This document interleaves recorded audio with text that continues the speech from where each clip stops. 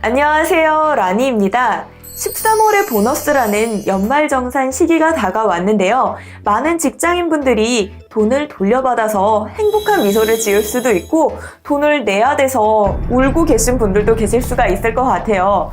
그런데 내가 돈을 더 낸다라고 해서 절대 이건 슬픈 일이 아니라는 거, 오히려 연말정산은 뱉어내는 게 이득이다 라고 할 수가 있는데요. 기본적으로 연말정산 같은 경우에는 우리는 월급을 받을 때 세금을 공제하고 돈을 받게 되잖아요. 그런데 내가 돈을 뱉어낸다라고 하는 거는 이 세금을 조금 낸 다음에 월급을 평상시에 더 많이 받았다라고 하는 거예요. 즉 내가 국가를 대상으로 돈을 빌린 다음에 여기에 대한 이자를 안 내고 한꺼번에 원금을 갚는다. 즉 나는 돈을 빌리고 이자를 안 냈다라고 생각을 하면 되는 거고요. 그만큼 나는 이득이다 라고 할 수가 있어요. 우리가 돈을 더 받은 만큼 여기에 대해서 저축을 한다거나 아니면 투자를 한다거나 해서 이자를 받고 이득을 얻을 수가 있거든요. 그렇기 때문에 절대 내가 돈을 많이 낸다라고 해서 여기에 대해서 우울해하지 않았으면 좋겠습니다. 그래서 제가 오늘 이런 연말정산에 대해서 몇 가지 꿀팁을 알려드릴까 하는데요. 우선 첫 번째로 주택 청약에 대한 부분이에요. 주택 청약 비용이 1년에 240만 원, 즉 월에 20만 원 낸 금액에 대해서는 40%까지 공제가 가능하거든요. 그런데 이 공제되는 대상자는 무주택 세대주만 가능합니다.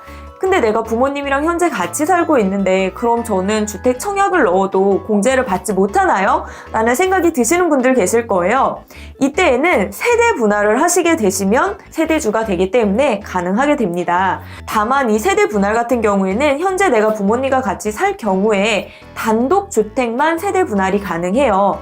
아파트나 빌라같이 다세대 주택 같은 경우에는 이때에는 같은 주소로 세대 분할이 되지 않기 때문에 이 점은 조금 아쉬운 점이라고 할 수가 있습니다. 그리고 두 번째는 월세에 대한 공제 부분이에요. 월세에 대한 공제 부분도 연에 750까지 공제가 되는데요. 이때에도 모든 월세를 내는 사람들이 다 공제를 받는 건 아니고요. 연봉에 따라 그리고 공제 대상인 주택 평수에 따라서 공제 금액이 달라지게 되니까 이 부분은 내가 공제 대상이 되는지 안 되는지 한번 알아보시면 좋을 것 같습니다. 그리고 세 번째 같은 경우에는 2018년도 7월 1일부터 내가 구매한 도서, 공연비에 대해서는 공제를 받을 수가 있게 되는데요. 근데 한 가지 아쉬운 점은 내가 페이로 결제를 했거나 아니면은 미리 포인트를 구매를 해두고 그 포인트로 구매했던 이런 부분에 대해서는 아쉽게도 아직은 적용이 되지 않고 있다라고 해요. 그렇기 때문에 내가 무엇으로 결제를 했는지 한번 잘 살펴보면 좋을 것 같고 이 부분은 앞으로도 개선이 필요한 부분이라고 할 수가 있을 것 같습니다. 그리고 네 번째는 실비보험에 대한 부분인데 이 부분은 지금 적용되는 건 아니고요. 다음번에 적용될 예정이에요. 기존에는 내가 병원비를 내고 돌려받은 실비 금액에 대한 부분이 정보가 공유되지 않았기 때문에 병원비는 병원비대로 공제를 받고 그 다음에 나는 실비를 돌려받을 수가 있었는데요.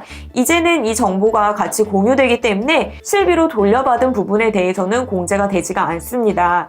그래서 내 공제 금액이 조금 줄어들게 되지만 그만큼 우리나라 세금이 좀 더 투명하게 적용된다라고 생각을 하면 장기적으로 봤을 때는 더 이득이다라고 할 수가 있을 것 같습니다. 이런 연말정산 같은 경우에는 연말정산 간소화 시스템을 이용하면 정말 편하게 할 수가 있는데요. 이 간소화 시스템이 워낙 잘 되어 있기 때문에 사실 누락부는 거의 없을 거예요. 그렇지만 누락 부분도 분명 있을 수가 있으니까 내가 서류를 꼼꼼하게 잘 살펴보시고요. 누락된 부분은 내가 그럼 못 받냐 이게 아니라 내가 직접 서류를 챙겨서 제출하게 되면 이런 부분까지 모두 다 챙길 수가 있으니까 꼼꼼하게 이런 부분을 잘 살펴보시면 좋을 것 같습니다. 연말정산에서 내가 뱉어낸다고 해서 너무 우울해하지는 마시고요. 뱉어낼 만큼 내가 돈을 많이 벌었으면 좋겠다 라는 생각도 해봤습니다. 이 영상을 보시는 많은 분들이 돈을 많이 벌어서 나 이번에 돈 뱉어내야 돼 라고 하는 행복한 비명을 지르는 일이 많이 생기셨으면 좋겠습니다. 그럼 저는 다음번에 다른 영상으로 또 인사드리도록 할게요. 안녕!